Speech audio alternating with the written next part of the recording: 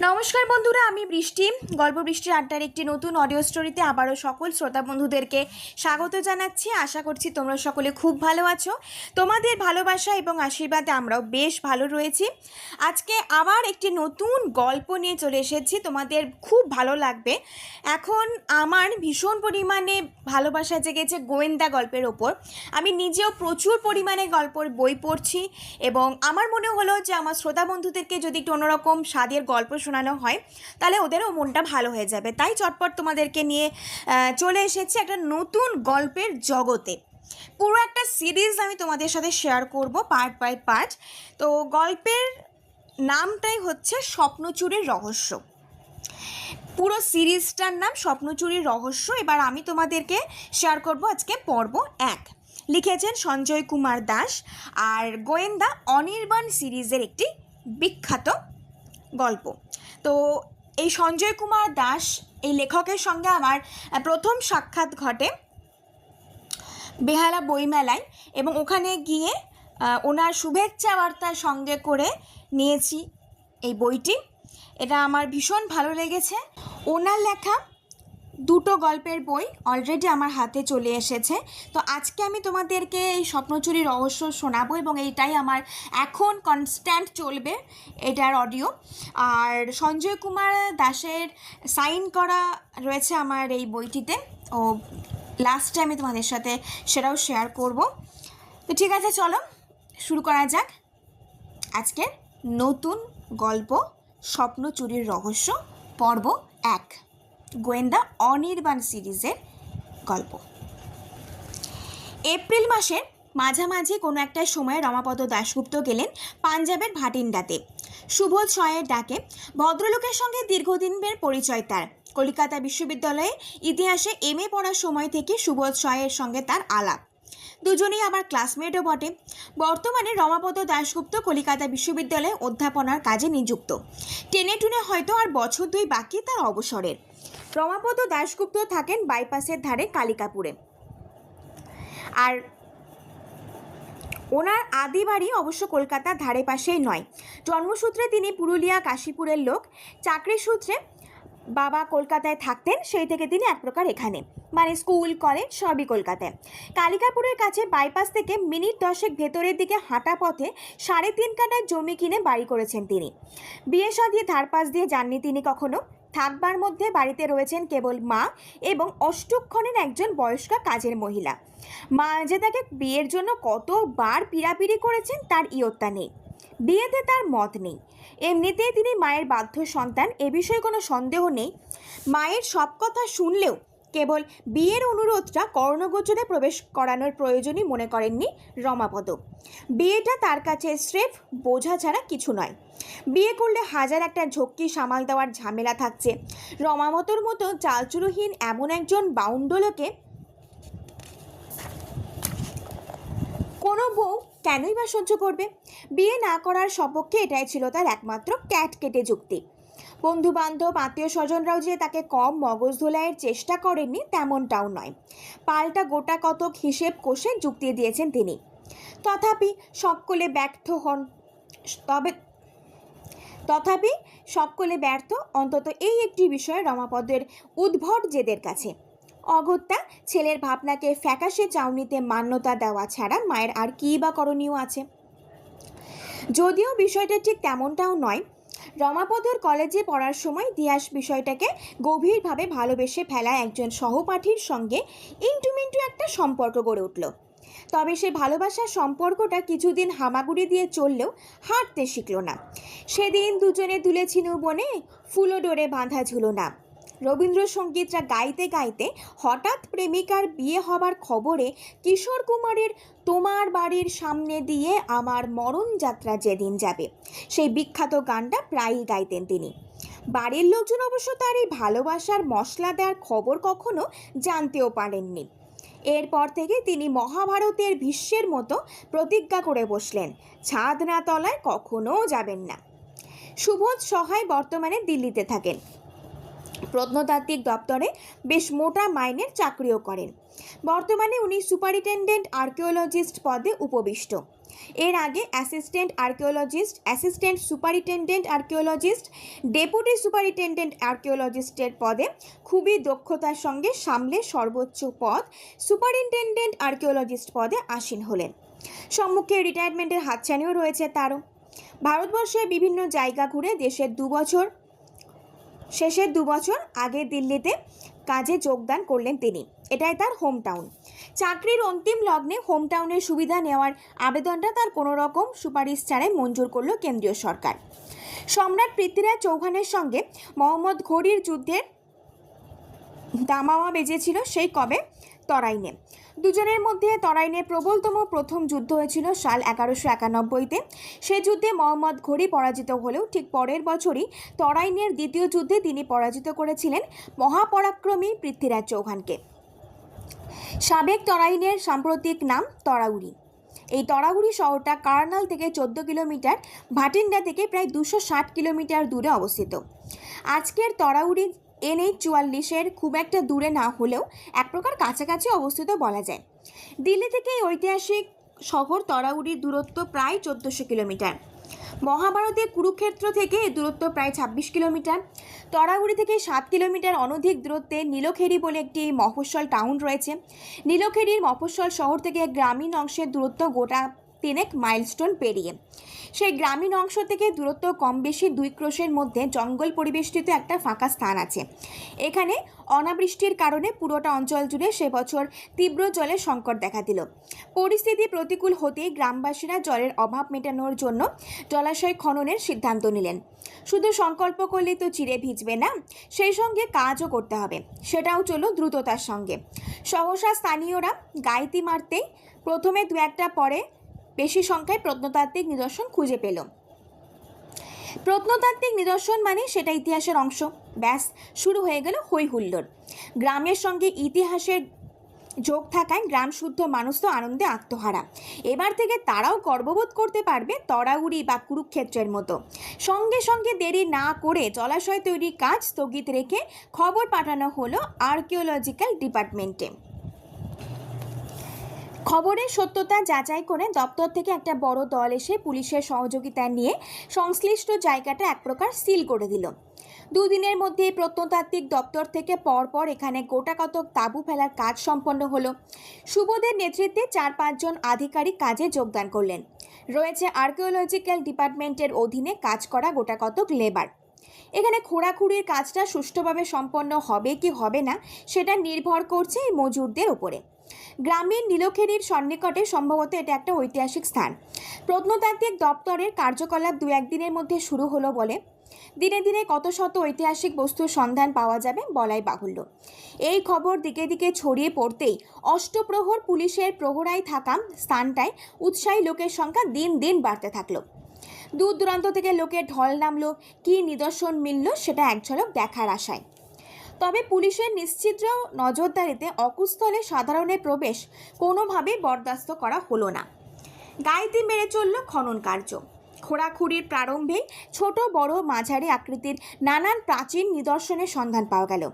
একদিকে যত ঐতিহাসিক সামগ্রীর সন্ধান মেলে, লোকমুখে সেই খবর চাউর হতে খুব একটা সময় লাগলো না। দিনে দিনে স্থানীয় লোকজনের আগ্রহ ততই যেন বেড়ে চলল গ্রামীণ নীলখেরির কাছাকাছি জলাশয়ের খোঁড়ার কাজ স্থগিত রেখে ইতিহাসকে খোঁজার পালা। চাকরি জীবনে সুবোধ সহায় বেশ কয়েকটা ঐতিহাসিক জায়গার সন্ধান কার্যে সরাসরি নিযুক্ত ছিলেন। মহেঞ্জোদারোর আবিষ্কর্তা রাখাল দাস বন্দ্যোপাধ্যায়ের মতো না হলেও ইতিহাস সন্ধানে ওনার ভূমিকাও কম নয়। ওনার ভাষা ইতিহাস যেন কথা বলে।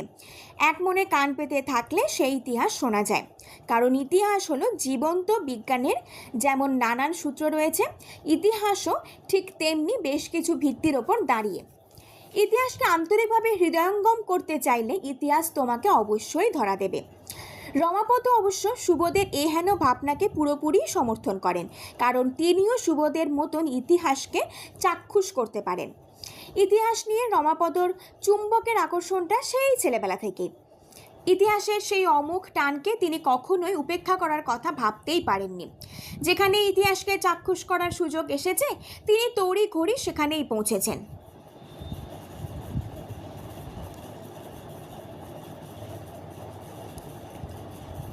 আর সুবোধের ডাককে উপেক্ষা করার স্পর্ধা এক প্রকার নেই বললেই চলে রমাপদর। অন্তত এমনটাই মনে করেন তিনি। ঐতিহাসিক সন্ধান কার্যে প্রত্নতাত্ত্বিক দপ্তরের সুবোধের পুরো টিমকে সহযোগিতা করাই ছিল রমাপদর উদ্দেশ্য। এর আগেও বার চারেক কি পাঁচেক ভারতবর্ষের বিভিন্ন প্রান্তে সুবোধের পাশে ছিলেন তিনি। জীবন্ত দলিল হিসেবে ইতিহাস যেমন কথা বলে, তেমনি রমাপদর চোখও যেন কথা বলে। এ চোখ যেন ইতিহাসের জহুরির চোখ, ইতিহাসকে হৃদয় দিয়ে দেখতে পান তিনি। রমাপদ বিশ্বাস করেন ভারতবর্ষ হলো ইতিহাসের আধার, এর কিছুটা মাত্র আবিষ্কৃত হয়েছে, অনাবিষ্কৃত থেকে গেছে অধিকাংশটা। এ কারণে সুবোধ আরও বেশি করে সমীহ করেন তার ইউনিভার্সিটি তুত বন্ধুটিকে, বলা ভালো ইতিহাস পাগলী অধ্যাপক বন্ধুটিকে। দিন দশেকে ছুটি নিয়ে রমাপদ বেরিয়ে পড়লেন আজকে তরাউড়ির কাছে গ্রামীণ নীলখেরিতে, যেখানে সাধারণ মানুষের উৎসাহের মধ্যে প্রত্নতাত্ত্বিক দপ্তরের খোঁড়াখুড়ির কাজ চলছে। নীলখেরিতে যাওয়ার আগে জনা কয়েক ছাত্রের থিসিসের একটা পেপার নিয়ে আলোচনার জন্য প্রথমে যাওয়ার কথা তার ভাটিন্ডায়। সেখানে একটি বেলার জন্য ইতিহাসের অধ্যাপক সুরজিৎ গিলের সঙ্গে কয়েকটা বিষয়ে আলোচনা সেরে নেবেন। পরের দিন ভাটিন্ডা থেকে ধুধু প্রান্তর পেরিয়ে সোজা চলে যাবেন গ্রামীণ নীলখেরিতে। রমাপদ রাজধানী এক্সপ্রেসে সওয়ারি হয়ে সোজা পৌঁছে গেলেন দিল্লি। নিউ দিল্লি স্টেশনে যখন ট্রেন ঢুকলো বেলা প্রায় 11টা ছুঁই ছুঁই। দিল্লিতে পৌঁছে অবশ্য তিনি কোনো হোটেলে উঠলেন না, স্টেশনে গাড়ির বন্দোবস্ত আগে থেকেই করা ছিল। সুবোধ শয়ের ডাকে যেখানে যতবারই গেছেন প্রতিবারই স্টেশনে বা এয়ারপোর্টে তিনি গাড়ি পাঠিয়ে দেন বন্ধুটির জন্য। এবারেও তার কোনো ব্যতিক্রম হয়নি। সুবোধের পাঠানো একটা i-20 গাড়িতে চেপে তিনি চললেন ভাটিন্ডায় তার দীর্ঘদিনের পরিচিত সুরজিৎ গিলের সঙ্গে দেখা করতে। বিষয়টা আগে থেকে সুবোধকে বলা ছিল, সেভাবেই তিনি পুরো যাত্রাপথে ব্যবস্থা করে দেন। এপ্রিল মাসের মাঝামাঝি কোনো একটা সময় গায়ের চামড়া পুড়িয়ে দেওয়ার গরমটা এক কথায় ভালোই পড়েছে। রাজধানী এক্সপ্রেসের এসি বগি থেকে বাইরে বেরোতে সেটা অবশ্য টের পাওয়া গেল। তাপমাত্রা 44 ডিগ্রির সামান্য বেশি। ইতিমধ্যে লু বইতে শুরু করেছে। বেলা যত বাড়ছে বাইরের তাপমাত্রার পারও যেন ততটাই চড়ছে। যদিও বেশিক্ষণ বাইরে থাকতে হলো না, ট্রেন থেকে নেমে সোজা গাড়িতে অবশ্য এসি থাকায় বাইরে তাপমাত্রা অতটা অনুভব করা যায়নি। এরই মধ্যে অবশ্য বার দুয়েক তাকে নামতে হয়েছিল। তখন অবশ্য পাপড় শাঁকা তাপমাত্রার গনগনে আঁচটা টের পেয়েছিলেন রমাপদ। শেষবার লাঞ্চের সময় একটা রেস্তোরাঁর সামনে গাড়িটা থামতে বললেন তিনি। সূর্য তখন মধ্য গগনে। যদিও দিনের বেলা চড়ার রোদ থাকলেও বিকেলের পর একটা মনোরম আবহাওয়া থাকে এখানে। দিল্লি থেকে ভাটিন্ডার দূরত্ব প্রায় 340 কিলোমিটার, সময় লাগে প্রায় 6 ঘন্টার বেশি। ভাটিন্ডায় পৌঁছতে প্রায় বিকেল হয়ে গেল। বিকেল না বলে প্রাক সন্ধেও বলা যায়। ওখানে পৌঁছে সরাসরি সুরজিৎ গিলের বাড়িতে উঠলেন তিনি। একটু বিশ্রাম নিয়ে একটা লম্বা সময় ধরে থিসিস সম্পর্কিত বেশ কিছু আলোচনা সেরে ফেললেন সুরজিতের সঙ্গে। নীলখেরির আর্কিওলজিক্যাল অনুসন্ধান সম্পর্কে বিস্তারিত জানার পর সুরজিৎ গিল রমাপদর সঙ্গে সেখানে যাওয়ার ব্যাপারে অনুরোধ জানালেন। রমাপদ তৎক্ষণাৎ সুবোধকে ফোন করে সুরজিতের যাওয়ার ব্যাপারটা নিশ্চিত করলেন। পরদিন দুজনে মিলে সকাল সকাল ভাটিন্ডা থেকে বেরিয়ে পড়লেন গন্তব্য তরাউড়ি হয়ে গ্রামীণ নীলখেরির অনতি দূরে সেই স্থানে, যেখানে ঐতিহাসিক সন্ধান কার্য চলছে। অনধিক 5 ঘন্টার যাত্রাপথের দূরত্ব প্রায় 260 কিলোমিটার। এর বেশ কিছু যেখানে ঐতিহাসিক সন্ধান কার্য চলছে। অনধিক 5 ঘন্টা যাত্রাপথের দূরত্ব প্রায় 260 কিলোমিটারের সামান্য কিছু বেশি। পথে দুবার গাড়ি থামলো। নির্দিষ্ট স্থানে যখন গাড়িটা থামলো ঘড়িতে ইতিমধ্যে 12টা ছাড়িয়ে গেছে। চারিদিকে ছড়িয়ে ছিটিয়ে রয়েছে পরপর ফেলা কয়েকটা তাঁবু। কিছুটা তফাতে গাছপালা পরিবৃত কয়েকটা ফাঁকা জায়গা জুড়ে চলছে এই খোঁড়াখুড়ির কাজ। গোটাকতক লেবার বেশ সন্তর্পণে দক্ষ হাতে মাটি কাটার কাজ চালিয়ে যাচ্ছে। বড় সাইজের হ্যাট পরিহিত কয়েকজন পদাধিকারী আবার ইতিবাচকভাবে আশপাশটা সতর্ক দৃষ্টি মেলে দেখছেন। কোথাও কোনো জটিলতা দেখা দিলে লেবারদের বুঝিয়ে দিচ্ছেন তাদের কি করণীয়। রমাপদকে দেখতে পেয়ে একগাল হাসি মুখে এগিয়ে এলেন সুবোধ। দীর্ঘদিন পর তার দেখা ইউনিভার্সিটি দুটো বন্ধুটির সঙ্গে এই সময় এক প্রস্থ হাসি হাসি মুখে দুজনে করমর্দন হলো। শুধু কি হস্তমর্দনে শেষ হয়ে যাবে, সঙ্গে আবার কোলাকুলিটাও বাকি থাকে কেন? এক প্রকার উচ্চস্বরে হাসি ঠাট্টার মধ্যে দিয়ে সেটাও সম্পন্ন হলো। রমাপদই অবশ্য সুবোধের সঙ্গে আলাপ করিয়ে দিলেন পাশে দাঁড়িয়ে থাকা সুরজিৎকে। রমাপদ সুরজিৎকে দেখিয়ে বললেন, আমার বিশেষ পরিচিত সুরজিৎ গিল, যার কথা তোমাকে গতকাল ওভার টেলিফোনে বলেছিলাম। ভাটিন্ডায় সেন্ট্রাল ইউনিভার্সিটির ইতিহাসের অধ্যাপক, একেবারে প্রপার ভাটিন্ডাতেই বসবাস। সামান্য উচ্ছ্বাস প্রকাশ করে সুবোধ বললেন, তাই নাকি? বাহ। রমাপদ এর সঙ্গে জুড়লেন, এনারও শুরুটা কিন্তু কলকাতায়। সুবোধের সংক্ষিপ্ত বক্তব্য, ভেরি গুড। রমাপদ একটু মস্করা করতে ছাড়লেন না, তবে সুরজিৎ আমাদের থেকে 6টা বসন্ত কম দেখেছে। সুবোধ হিন্দি বাংলা মিশিয়ে বললেন, বুঝেছি রমাপদ, মোদ্দা কথা আমাদের থেকে উনি 6 বছরের ছোট, তাই তো? রমাপদ মাথা নাড়িয়ে সম্মতি জানাতে সুবোধ স্মৃতির ভাণ্ডারটাকে জীবন্ত করে আরও বললেন, সত্যি তোমার রসিয়ে কষিয়ে কথা বলার অভ্যেসটা এখনও ভোলনি দেখছি। কলেজে পড়া দিনগুলিতে মাঝে মধ্যে একটু ঘুরিয়ে পেঁচিয়ে কথা বলতে, বেশিরভাগ সময় মাথার ওপর দিয়ে বেরিয়ে যেত। লিঙ্কটা ঠিক ধরতেই পারতাম না। Now you are remind same like before. মুচকি হেসে রমাপদ বললেন, ভুলবো কেন? অভ্যেস কখনো কেউ ভোলে? তবে তুমিও তো ভোলনি দেখছি কলেজের দিনগুলি। পাগল হয়েছ? এত মনে রাখার মতো স্মৃতি আর অবশিষ্ট নেই গো মগজে। তবে কলেজের দিনগুলি অতটা মনে না থাকলেও কিছু কিছু তো মনে আছে অবশ্যই। একটু ভেবে রমাপদ এবারে বললেন, তবে কি জানো সুবোধ, একটা দিক থেকে আমাদের তিনজনের যথেষ্ট মিল আছে। বিস্মিত কণ্ঠে সুবোধ বললেন, কেমনতর মিল শুনি? সাময়িক বিরতি নিয়ে কোনো সূত্র খুঁজে পেয়েছেন এমন ভাব করে তিনি এবারে বললেন, বুঝেছি, আমরা তিনজনই ইতিহাস নিয়ে ঘাঁটাঘাঁটি করি, ইতিহাসবিদ। তোমার ভাবনা 100% সঠিক। তবে এর বাইরেও আরও একটা বিষয় আমাদের মিল আছে। দেখো দেখো রমাপদ, এমনিতেই ইতিহাস ঘেটে ঘেটে সব কিছু এলোমেলো হয়ে যাচ্ছে, তারপর তোমার বিজ্ঞের মতো প্রশ্ন, আর মাথা খাটাতে পারছি না। এবারেই বলে ফেলো। এবারে সুরজিৎ হিন্দি ও বাংলা মিশিয়ে বললেন, আমাদের তিনজনেরই পড়াশোনার একটা ধাপ কেটেছে কলকাতায়। আমিও কলকাতা বিশ্ববিদ্যালয় থেকে মধ্যযুগের ইতিহাসের উপরে এমএ করেছি। আপনারা দুজনেই তো এই বিষয়ের ওপরেই এমএ করেছেন। সেদিক দিয়ে বলতে পারেন আমাদের তিনজনেরই মিল রয়েছে। একটু থেমে তিনি আরও বললেন, আমার রিলেটিভরা ওখানেই থাকে। আমিও বছরে অন্তত 2 থেকে 3 বার কলকাতায় যাই। ভারী সুন্দর জায়গা। তাহলে তো বাংলার জল পেটে পড়েছে দেখছি। তাহলে আপনিও মাছ খান? হ্যাঁ, খেতে বড় ভালোবাসি। তাছাড়া আমার বউ বাঙালি, বাড়িতে লক্ষ্মী পুজো, সরস্বতী পুজো, আরও কিসব পুজো আচ্চা হয়। এক কথায় বাংলাকে বড় ভালোবাসি। সুরজিতের কথা শুনে সবাই হেসে উঠলেন। এখানে থাকার 2 রকমের ব্যবস্থা। প্রথমটা তরাউড়িতে স্থানীয় লজ, দিনের শেষে গাড়ি পৌঁছে দেবে সেখানে। আর দ্বিতীয় ব্যবস্থাটা গ্রামীণ নীলফেরির 2 ক্রোশ দূরত্বে, যেখানে আর্কিওলজিক্যাল দপ্তরের অধীনে খোঁড়াখুড়ির কাজ চলছে। তার আশেপাশে কয়েকটা তাঁবুতে থাকার ব্যবস্থা রয়েছে। রমাপদ তাঁবুতে থাকায় শ্রেয় মনে করলেন। শুধু এবারই নয়, বরাবরই যেখানে সন্ধান কার্য চলে সেখানে তিনি তাঁবুতেই থাকেন। সুবোধ শয়ের ডান দিকে সংলগ্ন মালপত্র রাখার তাঁবুটাই রমাপদর জন্য বরাদ্দ হলো।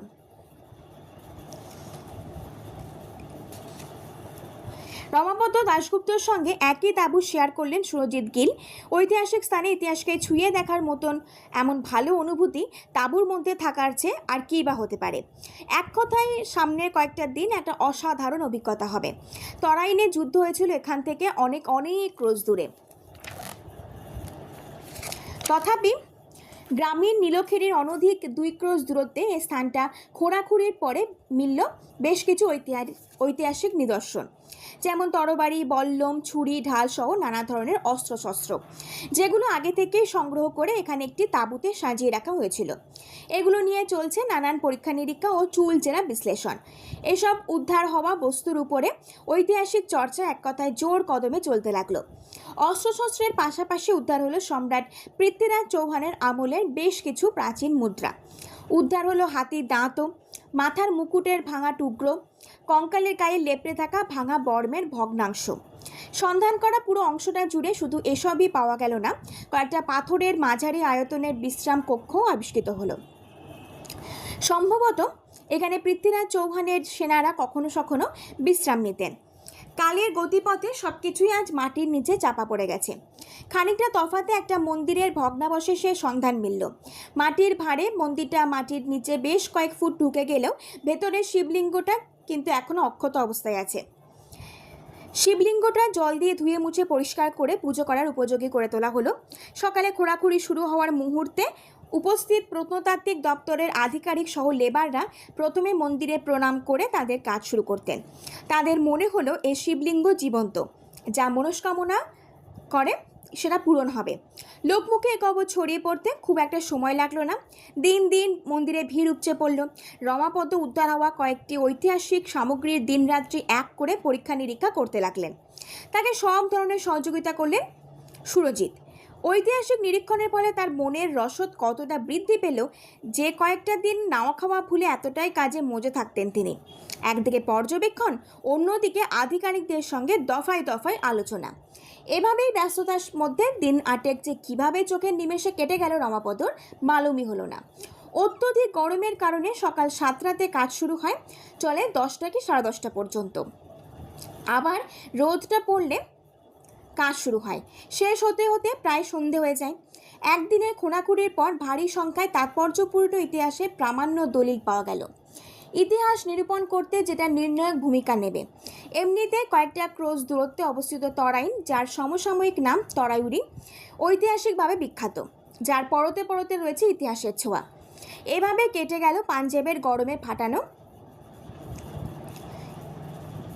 কাটানো কয়েকটা দিন। অনেক কিছু উদ্ধার হয়েছে। এটাই হয়তো অবসরের আগে সুবোধের অন্তিম কাজ। তার কাজের প্রতি দায়বদ্ধতা যেন দেখার মতো বেড়ে গেছে। দিন রাত এক করে ইতিহাসকে জীবন্ত করার প্রক্রিয়ায় মেতে আছেন তিনি। যদি কোনো অজানা ইতিহাসের দলিল বেরিয়ে পড়ে, ওনাকে সমান তারে সঙ্গ দিয়ে চলেছেন রমাপদ দাশগুপ্ত। এই ছিল আজকের গল্পের প্রথম পর্ব। অনেকটা বড়। প্রথম পর্বটা শেষ না করলে দ্বিতীয় পর্ব শুরু করতে পারবো না, আর প্রথম পর্বের পুরো ঘটনাটা বিস্তারিতভাবে আলোচনা না করলে তোমরা মানে আমার শ্রোতা বন্ধুগণ কিছুই বুঝতে পারবে না। তাই বলবো পুরোটা শোনো, কেমন লাগলো কমেন্টে জানাও, ভালো লাগলে লাইক করে দিও, প্রচুর প্রচুর শেয়ার করো, আর সাবস্ক্রাইব করে নোটিফিকেশন বেলটা অন করে দিও। খুব শীঘ্রই নিয়ে আসবো এর দ্বিতীয় পর্ব। ততদিন তোমরা এই গল্পটা বারবার শুনে যাও। যদি বুঝতে না পারো তাহলে বারবার শোনো এবং সকলকে শোনানোর ব্যবস্থা করে দিও। বাই, আজকের মতো আসছি।